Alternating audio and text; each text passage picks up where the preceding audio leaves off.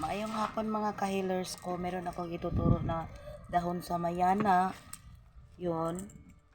At yung damo, o tingnan mo yung mabuti. Yun.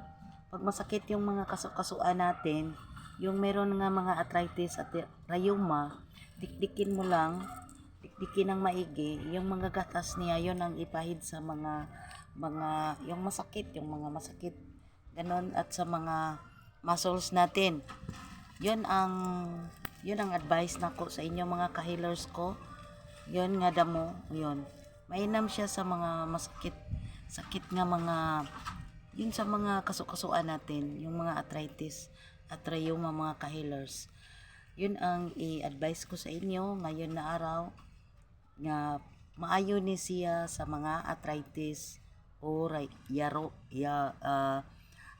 sa mga arthritis.